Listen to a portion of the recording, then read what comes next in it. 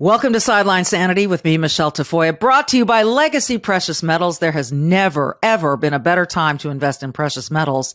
Please check out my friends at legacypminvestments.com, legacypminvestments.com. I talk a lot online, on my social platforms, and here about China and my concerns not only about their slave labor, their human rights violations, but also their hostility toward the rest of the world and their long-term plans. This may seem like it doesn't affect your everyday life. I'm here to tell you that it does. And I'm not the only one here to tell you. I have a great guest coming on to tell you in really understandable terms why you need to care about what's going on in China. I know a lot of you do, but so many people don't have even a scintilla of understanding of what is going on in this country. And it's a country that we are really intertwined with economically. And that's a dangerous place to be. We saw that during COVID, right? We saw how some of our supply chains were shut down. We couldn't trust China. We couldn't get some of our supplies from China because they were shutting everything down. Coming up, Ambassador Andrew Bremberg.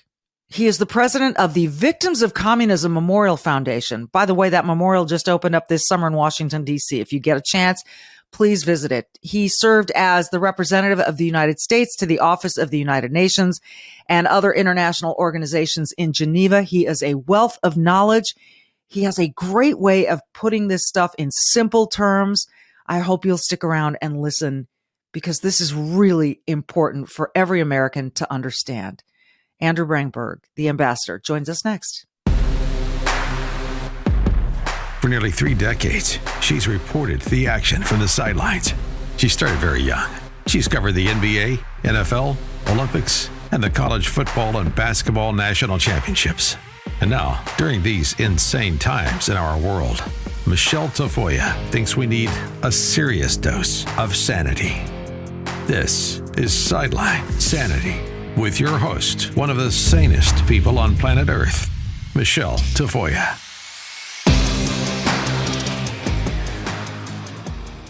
I was recently in Washington, D.C. with my 16-year-old son, who was very interested in all the monuments and the museums there. And I had hoped for us to take time to go to the Victims of Communism Memorial. There is a foundation there. There is a lot of great work done to remind people about communism, its victims, what it has left in its wake. And we're so happy to have the president of the Victims of Communism Memorial Foundation, Ambassador Andrew Bremberg, with us. Ambassador, thank you so much again for taking the time for us. It's a pleasure to talk to you. And I want to get to basics so that people have some building blocks as we go into this conversation. How do you define communism? Thanks so much for having me. Yes. This is such an important topic for people to learn and understand today because it's very present and permeating throughout the world right now. So communism is the deadliest ideology in human history, and over the last century is responsible for killing more than 100 million people. So that's why, and more than 1.5 billion still live under communism today. So communism we define as a totalitarian ideology where one party rule and the state controls all the means of production and life throughout an entire country and an economy. So everything is state controlled. And we see this very prominently, obviously, in China. It is the Communist Party, after all. And we know that as of this recording, Xi Jinping has been elected and secured a third 5-year term. Likely will be serving for life. Yes, elected. Yes, I refuse to refer to him as a president. This whole idea that they're a democracy in any way needs to be soundly rejected. He's selected within his cabal peer group within the CCP. And I think we had a point in our country's history where we thought we could become friends with China and bring them more into democracy. And instead, it almost seems as though we're leaning a little bit more toward their way of dealing with, having a government or overseeing their society. Is that a fair statement? How did we misjudge this so? Yeah. No, I think it is. And if we go back basically, 30 years, you have the end of the Cold War and the fall of the Soviet Union, which, is historic and, miraculous that this ended. And I think we misjudged and misunderstood the world, human nature and where things were headed. The larger kind of, idea ethos that we were all kind of hopeful was this kind of end of history idea that, Western democracy was on the march. Communism had been thrown on the ash heap of history back in the past. And that, yes, this kind of economic partnership, economic integration with China would inevitably lead to a kind of westernization of their politics and moving in a general, more democratic order. And, unfortunately, I think this was a naive belief at the time. But most critically is that as we sought to go down this road, we failed as a country to discipline both our own behavior and theirs throughout the successive decades. We should have known better and seen after Tiananmen Square that this was an authoritative, murderous regime that would not liberalize. That when they joined the WTO back in 2000, they didn't institute economic reforms. They didn't even follow the rules they had agreed to follow. And the response from the US was not to discipline or force them to or suffer economic consequences, but was basically to kind of close our eyes, keep making a good buck off of cheap labor in China and keep moving forward. So there are many critical points along the way where we failed to respond adequately. And you just said one of the critical things, make a cheap buck.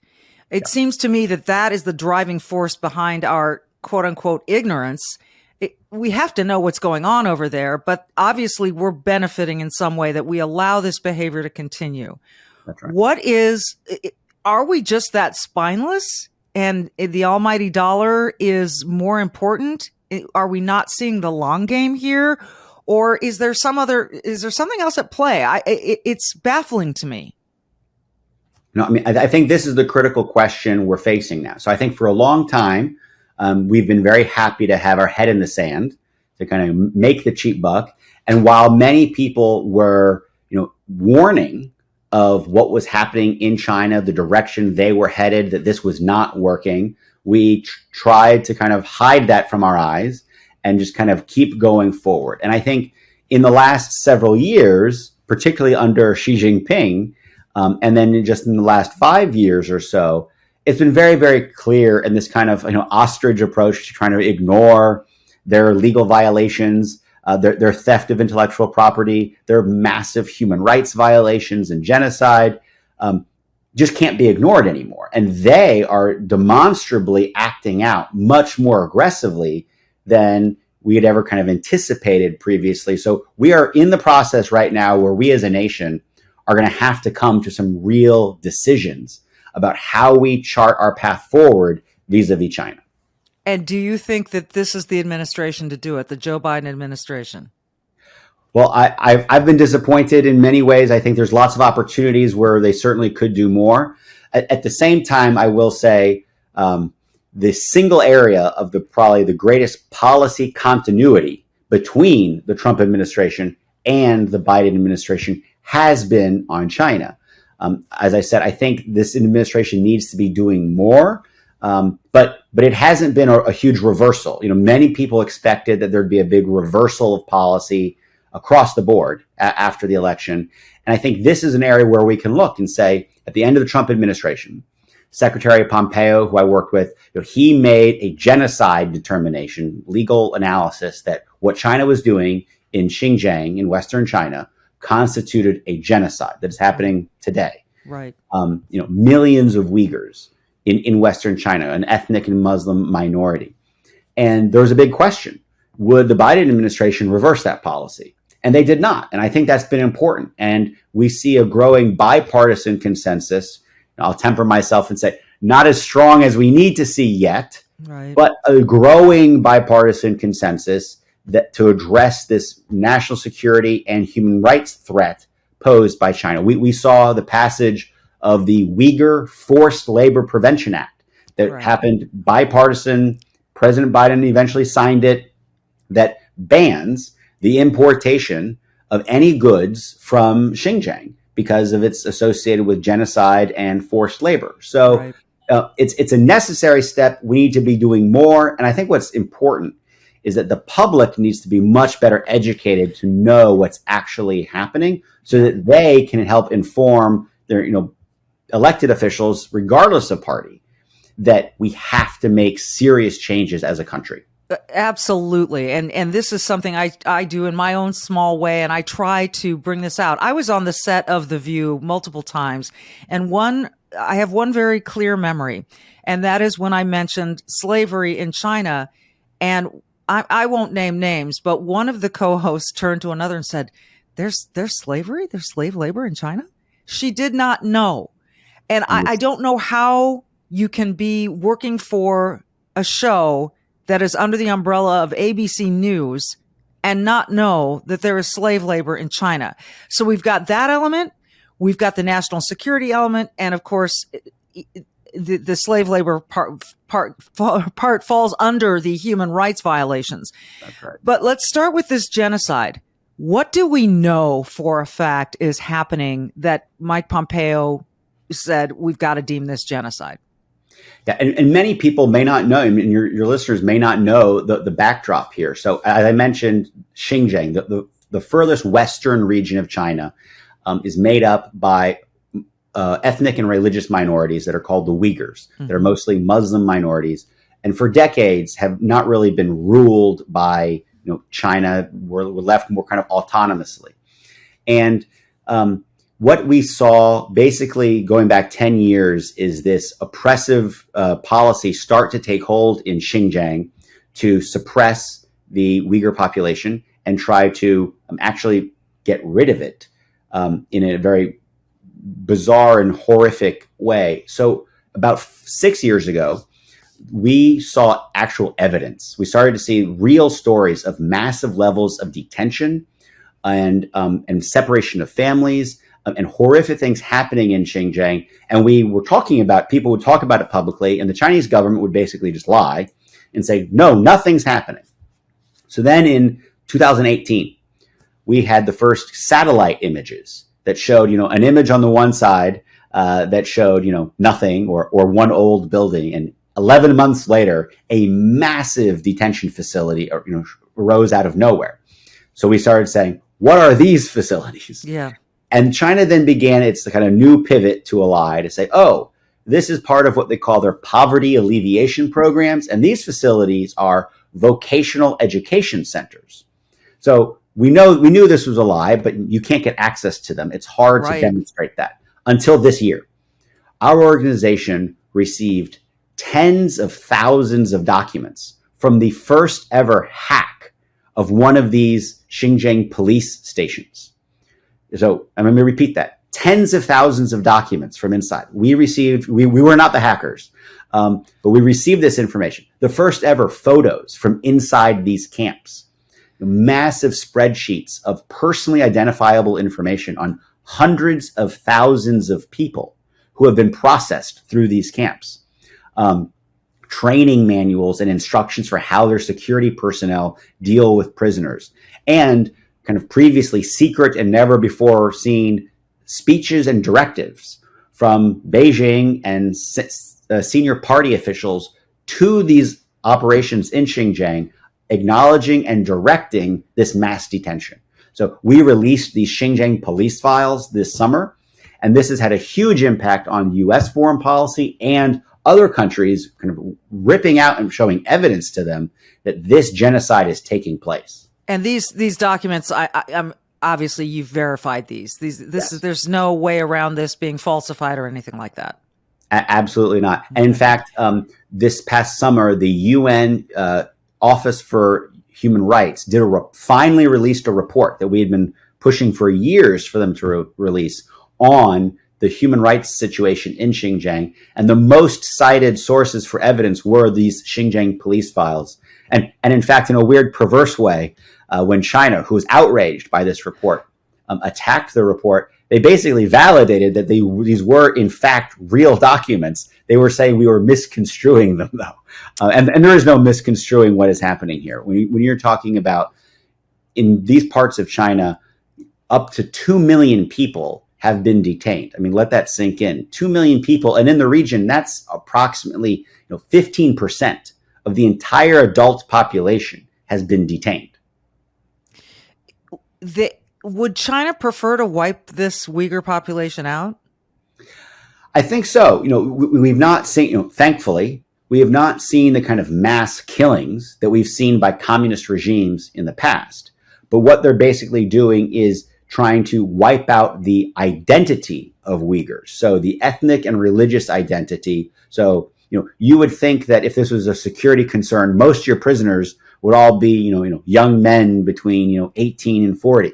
Whereas the number of senior citizens, including women, who are detained here is truly shocking. And it's clear that what they're trying to do is just terminate any kind of cultural, language, and religious transmission to younger generations. And what they're doing with the family separations is making sure that these Uyghur children are now raised not to learn the Uyghur language or raised to be Muslim or in a Han Chinese community, to basically eliminate the Uyghur identity without having to, kill everyone. If you just detain enough of them and then break apart their families over the Chinese Communist Party takes a long-term vision. Over the next generation, you'll be able to assimilate or kind of wipe out this identity within China.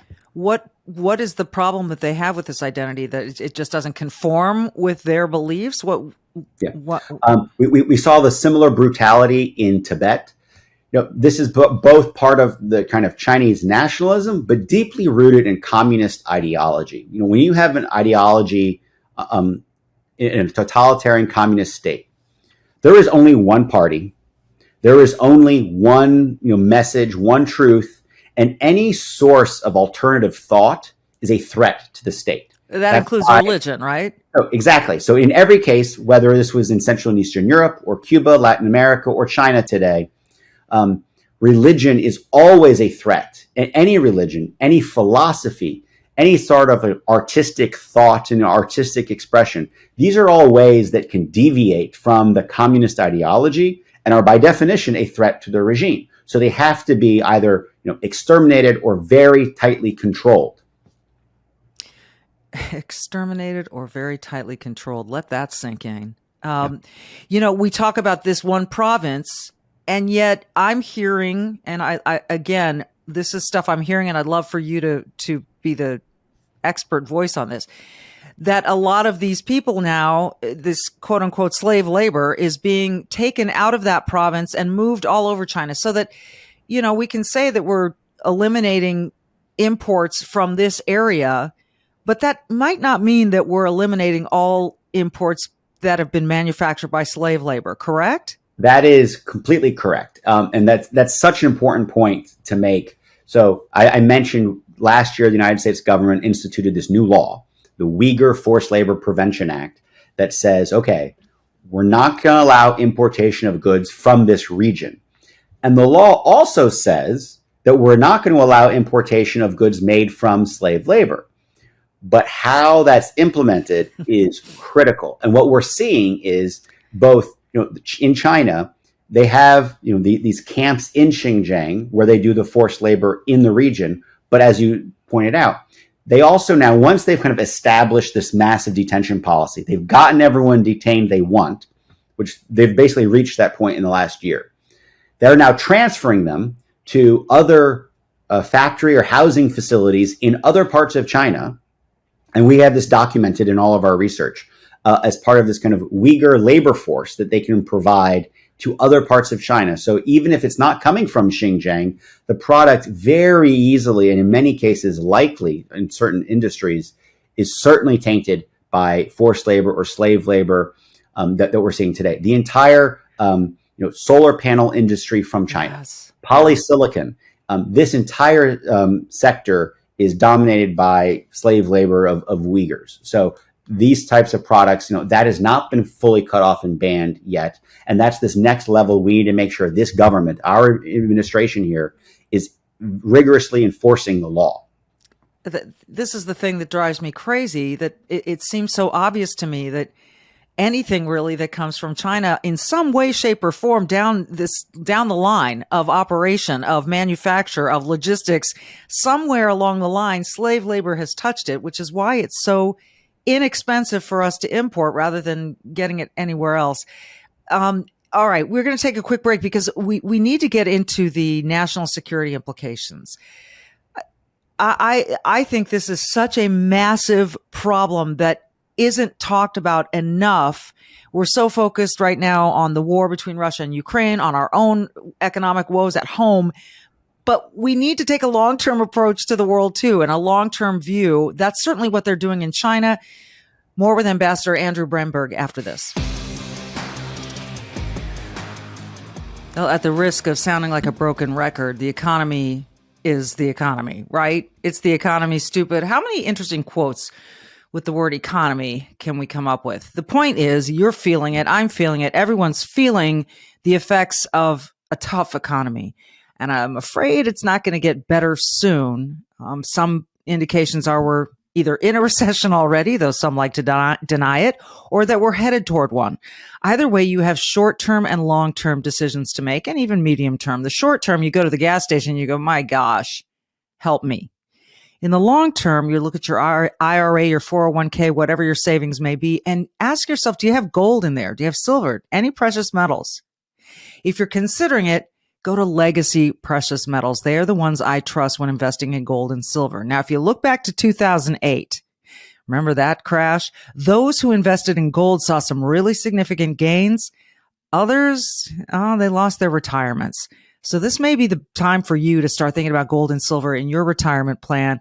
Legacy Precious Metals can answer all of your questions. You can speak to an IRA expert by calling 1-866-528-1903, 866-528-1903. They also have a free investor's guide you can download at legacypminvestments.com, legacypminvestments.com. Back with Ambassador Andrew Bremberg of the Victims of Communism Memorial Foundation. Anyone in America who thinks that socialism or communism is a better way to go really doesn't understand what socialism and communism are really all about. We're talking specifically about China today because this is so big on my radar screen, and I think so many people don't know enough. China has a long-term plan. And it's really interesting because I think, here in the States, we all think about our own lives, how we're going to retire, how we're going to be happy. China is thinking about global domination hundreds of years from now, not just today, not just their own well-being, but the country's station in the world. What is their long-term goal as a country? So, I think definitely, becoming the global hegemon, the most powerful country in the world that can, largely set or dictate international affairs in line with their national and ideological interests. When I was the U.S. ambassador to the UN in Geneva, I saw this very clearly. Their strategy, and as you said, it's extremely important, is very long term. They look back and they view the current UN system, for all its strengths and weaknesses, as something that the U.S. and our partners and allies built after we won World War II. And, they were not a strong, powerful country then. They had a plan to become one, but they thought, okay, well, we'll just go along with what the powerful countries set as these kind of new international standards and rules internationally. But as they've been becoming more powerful, and in their mind, clearly, they believe they've eclipsed the United States. Okay. They think they're moving forward. The sun rises in the east and is setting in the west. That's how they frame it. And that now that they're in charge, they're actively trying to do it right now. I saw it firsthand, and they're going to reshape the international order and rules to conform with their ideology and their interests. And I would talk with them, and I spoke with my counterpart to talk about human rights and this very troubling approach they were taking to trying to change the language about how we all talk about human rights. They have a very clear policy objective to focus less on individual rights and to focus on collective rights, or like the rights to development, so that when we can talk about human rights, they do a great job promoting and protecting human rights because of their collectivist ideology. If they create that on an even playing field or even above individual human rights. So I would talk to them about this, and I said, well, we've all agreed for decades these documents, the Universal Declaration of Human Rights, and you're trying to change this perspective. And their response was very surprising to me, which is that they felt, well, when you were in charge, you got to set the rules. So now we're going to be in charge. So you're being very rude. You can just go along with what we're trying to set. And it was very revealing that it's not like they actually believe in these human rights. They believe, oh, whoever's the strongest gets to set the rules. And that was a real eye opener to me, that we really need to be focused on pushing back on them in all these international fora to preserve the kind of Western democratic tradition, if we have any hope of preserving it for us, our children, and the world. Yeah, I think that's when people look at China as its own country, obviously, but I think many people at their peril underestimate the power this country has, the ambition to set the global tone, to be the most powerful country on earth, which would not be a good thing. Right. What kind of steps are they taking? I'm sorry, I'm kind of going train of thought here. So I have so many questions. Their military relative to the United States military, who is stronger? Undoubtedly, the United States has a stronger military than China. They know this.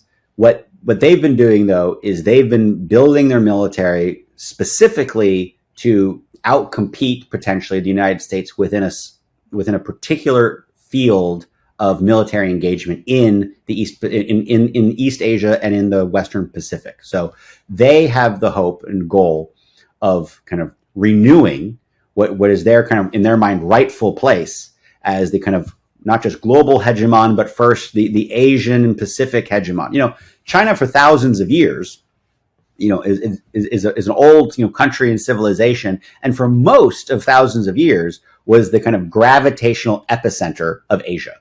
Other countries and civilizations around its periphery, basically had to adjust to the gravitational pull of China, and again, over thousands of years that looked differently, but frequently you had, tributary states or vassals or other countries around China that, again, had to lean based off of the strength of China. So one, they want to reestablish that clearly.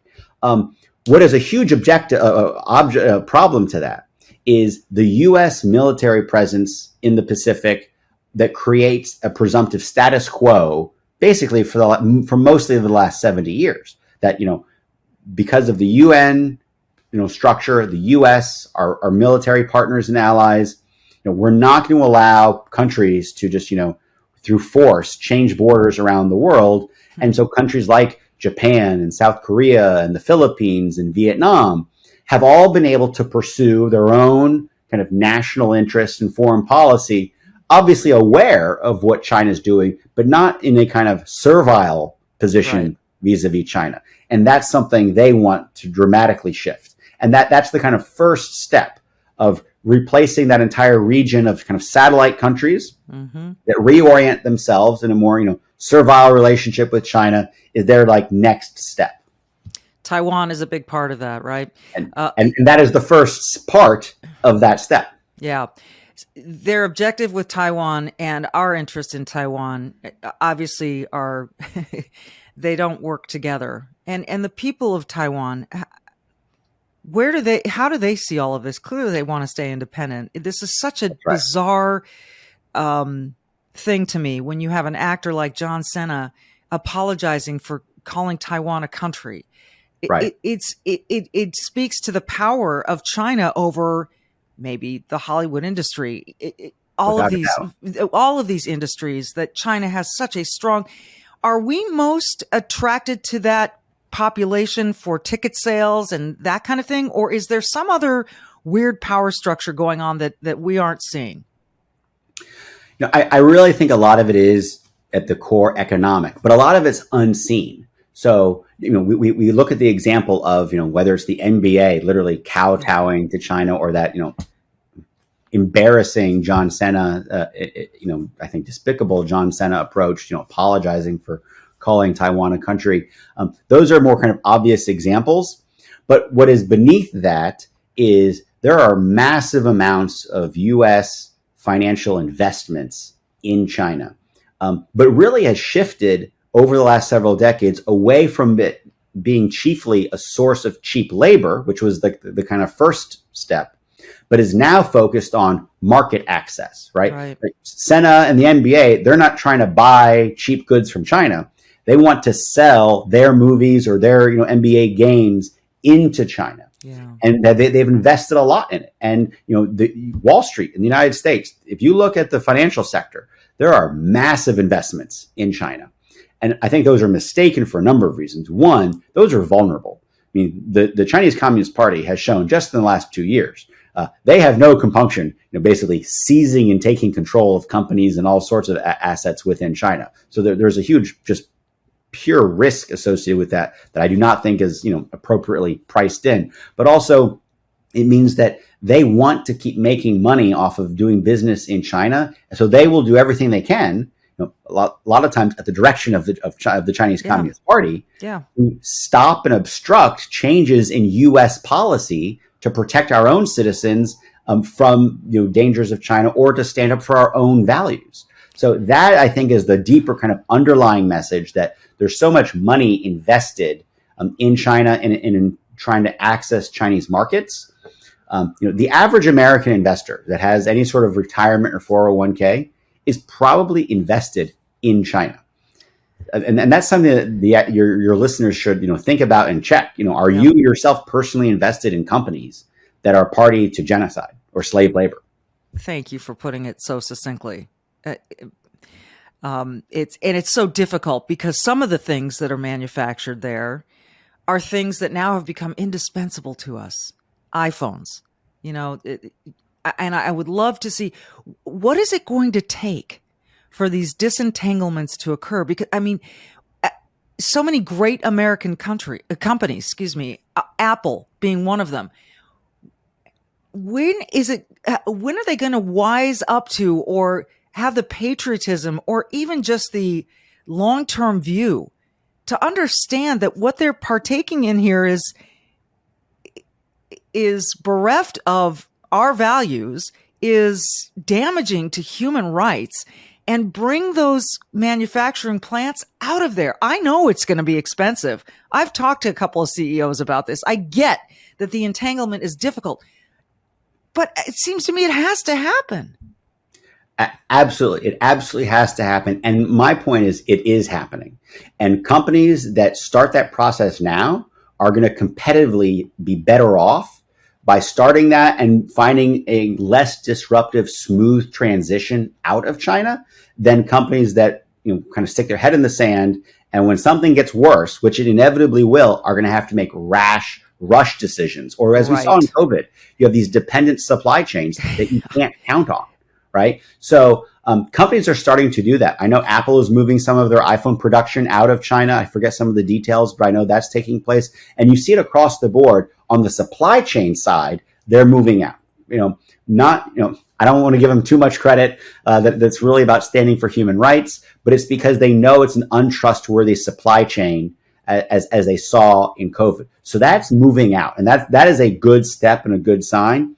My bigger concern is they're not trying to change their markets. They keep trying to move in on selling products and services into China, and that's going to be the big financial target that they're going to be aiming towards. And I criticize them, and I think it's fair to. At the same time, though, we need our government leaders to be clear to them and provide them the clarity that says, no, this is wrong, and you should stop doing it. Because I don't think you need the government to tell you what's right and wrong, okay? But it is an excuse that they use to say, well, wait a minute, why should I pull out? My competitor is going to be selling into China. The government isn't forcing us to do this, so why should I do it? I mean, the answer is because it's the morally right thing to do. And for all these CEOs and financial folks that seem to claim they care about morality, they should actually follow it. But Aside from that, it is up to our elected leaders to provide the direction for these companies to say, look, you need to get out. They are a clear and present danger threat to the United States. They violate human rights and our values. And you should do everything you can to look for alternative markets and not focus on investment, because at the rate the Chinese Communist Party is going today, we are not going to be doing a lot of business with China in the future unless they dramatically change their regime. So I think that's a message that elected officials need to be sending to businesses and investors on a daily basis. And we, the voters, can be sending that message to our elected officials as well. I think, we've got to do that. We've got to say that as citizens of a free country, we don't like what's going on. You mentioned COVID, and I can't, complete this conversation with you without touching on this. It's astonishing to me that we have turned our focus inward about our mistakes surrounding COVID, and who did this and who did that, and masks this and mandates that. All of that is debatable and worth discussion, but we seem to have forgotten the whole discussion of where this virus came from, and was it manufactured? And it seems to me that why? Again, I'm going train of thought here, but why are we dropping the ball there? What is it? Simply because we don't have access? This is a critical issue, and let me just add to this perspective. As I said, I was the U.S. ambassador to the UN in Geneva.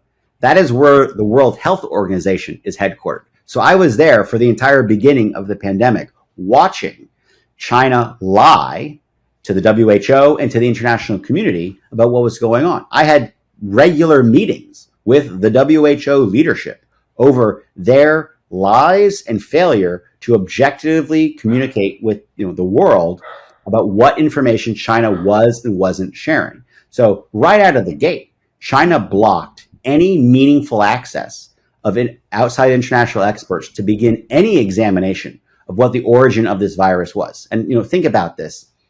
We are more than 2 years through this pandemic, thankfully coming out the other end, and we still don't know what the origins of this virus were.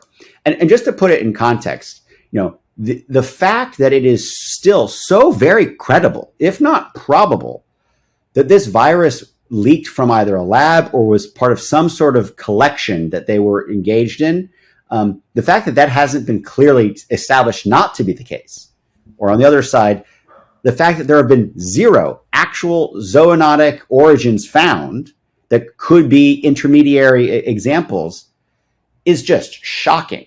And the fact that we tolerate this, yes, that we say China is part of the international community, that we allow travel to and from China, that we work with them on public health issues. This is a country that should be a pariah for lying and, at the very least, not openly engaging on public health. I mean, that is the entire, not to get too deep on this because I spent months on this issue, but the entire point of the WHO system and what were called the international health regulations that set out how countries communicate and collaborate around sharing of public health information has a real important role.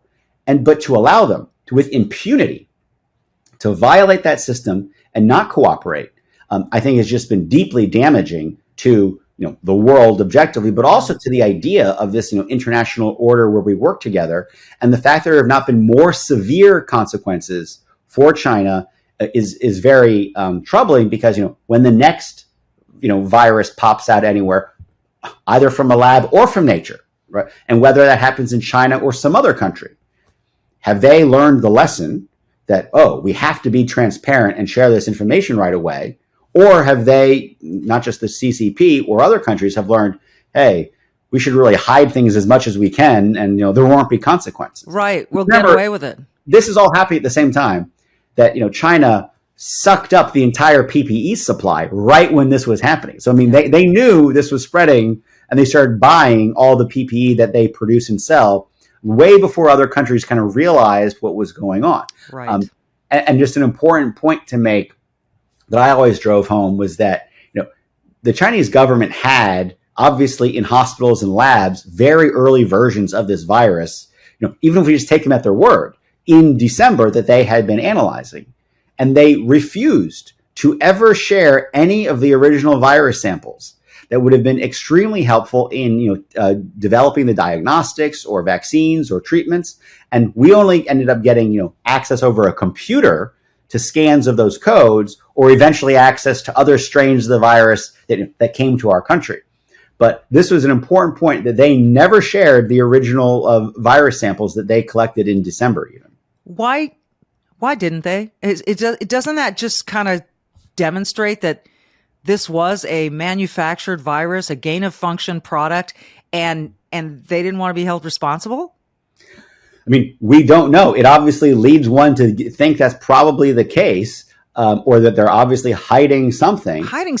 Yeah. But it's truly remarkable. I think part of the reason is too, I was there, trying to press them for this. The failure of other nations to stand up for their own populations and even for the international system and demand this type of action from China. If you're going to act in your own personal self-interest in a way that harms others, but other people don't really care or push back on you, are you going to change your behavior? No. And that's the basic human psychology that I think we have to understand. I mean, they're not, the CCP, they're not, aliens. I mean, they respond with the same type of human behavior that fits their ideology. They have a different value set, but they respond to incentives. If the response of the world to them not sharing this information was, swift, condemnation and cutting off of other international relationships of different types or cooperation, it would have made them, give it at least a second thought. But instead, what they saw was weakness around the world. And important to point out, during the height of COVID in 2020, that was the moment that the Chinese Communist Party then chose to implement what was called its new national security law and completely wipe out self-governance or any form of democracy in Hong Kong. That's when they chose to crush Hong Kong and violate their international agreement with the UK when Hong Kong had been handed over to mainland China, in which they had promised that now Hong Kong would be part of one country, but two systems. Right. And they completely violated that and wiped it out at the height of COVID, knowing other countries aren't going to do anything about it. So now's our time to act. And if the United States and the rest of our partners and allies don't start to show a spine, to show that international agreements are important, our values are important, and we're going to push back in important ways, there's a huge risk that China is going to keep learning the lesson that no matter what they do, they can get away with it. And that can lead to really dangerous scenarios in the future. I pray every day that we avoid a serious, real intense Cold War or, of course, a hot war with China. But our failure to respond or discipline small actions only increases the likelihood that we're going to be confronted with severe, dangerous choices in the future. At the risk of opening a whole other can of worms, isn't that what the UN was supposed to do? Wasn't the UN supposed to be a collection of nations that stood together when one went astray, when one went rogue? Yes. I mean, this is clearly what the whole point of the UN international community is supposed to be. It's a useful tool and concept. It's a great idea behind it. The problem is we don't actually defend the values that we've put into the system. So if the US and other countries won't stand up for it and use it, it's going to be used or misused by other countries, whether it be China and the way they're trying to reshape the values of the UN, or as we see today with, Russia. Oh my goodness. You and I are going to have to reconvene and dig deeper into the UN at some point, because it seems to me that organization proves again and again that it isn't willing to stand up for its values as a collective, that it talks a lot and they have some great meetings, and I'm sure they have some great cocktail receptions. But I'm a little concerned about the actual spine there that it was supposed to have.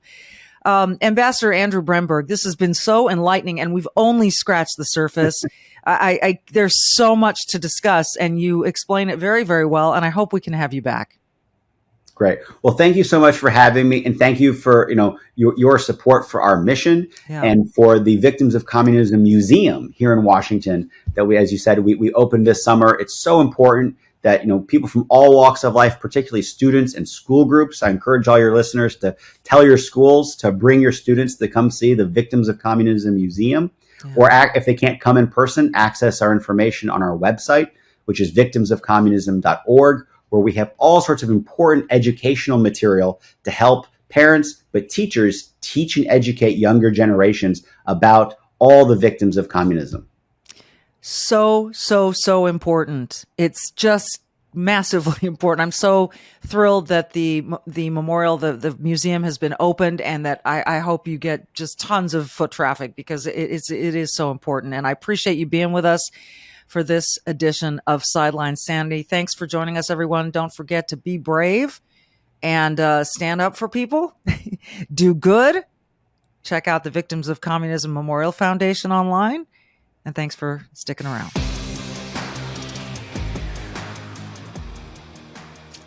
Well, Sideline Sanity, we are very proud to be sponsored by Legacy Precious Metals, and we're joined by Charles Thorngren, the CEO of Legacy Precious Metals. Charles, we are hearing now that this is not transitional inflation. This is not a bump in the road. This inflation is going to be here a while. What does that tell you? That's the scary thing. I think, economies and such like that, they can deal with small jars. We have a unique situation. We had a Fed that waited much too long to react to the situation, calling inflation transitory for a year when everyone knew it wasn't. But more importantly than that, coming out now saying, this is going to be here. This is long term. This is not short term. We're going to have elevated rates for the long term. And why that gets really scary is that means the cost of doing business is going to be elevated for years, which means the cost of goods are going to be elevated for years, which means if companies can't make enough money, they will go out of business. This is why we hear some of your bigger companies already talking about layoffs. So it's a unique situation. The Fed found themselves in a very bad place, and they reacted way too slow. And this is why we're at where we're at. So if I'm an investor, then why do I want gold and silver in my portfolio? What will that do for me? That's a great question. And that's a question we get a lot. And really what gold and silver do, they act as the hedge against the dollar weakness. They act as a hedge against the other markets. And we know that the Dow and all of your markets, all your indices are pulling back, right? That's not the issue. It's not what's already happened. It's what's yet to come. And that's where we need to prepare. So depending on who you listen to and the research that you do, there are case studies that are saying expect to see another 20 to 25% pullback in your equities markets based on interest rates and loans, and the bond markets, they're suffering as well. No one's going out to buy bonds knowing that they're going to be an increased return on them in 3 months. It makes no sense. So that leaves you in a position of what to do with your money and how to protect yourself. This is where gold and silver come in. This is why we say this is a long-term play. You buy it, you forget about it. Let it do its job. And its job is to go up over time as the dollar gets weaker, as the purchasing power gets less. Gold and silver increase. It protects that purchasing power. And that's the great thing about it. And there's your bottom line, and why you need to call Legacy Precious Metals or go download their investor's guide at legacypreciousmetals.com. Charles, it's always good to talk to you, because these are nerve-wracking times for people. It's just the fact of the matter is, as we were told by the Fed chair, there's going to be some pain. So if people know that they've got something solid sitting in their investment portfolio, I think they're going to feel a little bit better, right? Absolutely. And we, when we look at the actions that have happened just recently, the Fed has taken a very unique stance, and they've done something very extraordinary. 0.75 of a basis points raises months in a row. That's one of the largest raises you've ever seen in the Fed. through the history of the Fed. And it's not just once. One time is shocking. Here we are on the third month now, and we'll probably do another half a basis point next month or later this month, possibly even 3/4 of a point. So when you look at that and you say that number is going to grow to where the Fed interest rates will be about 5%, unheard of. That means the interest rate to you and I, if that's what banks pay to borrow money, we're going to see, credit cards will probably be over 28, 30% again. You're going to see home loans coming in 9, 10, possibly even 11%. And it's a scary time. And this is why we say, okay, know that it's coming. Don't be afraid. You now are aware, so now you can protect yourself. And that's what we help people do. Don't be afraid. Prepare. Just prepare yourself. And like I say every day, I trust Legacy Precious Metals when it comes to investing in gold and silver. So go to legacypminvestments.com, legacypminvestments.com. Charles and his group can answer any and all of your questions. Charles, thank you so much. My pleasure as always.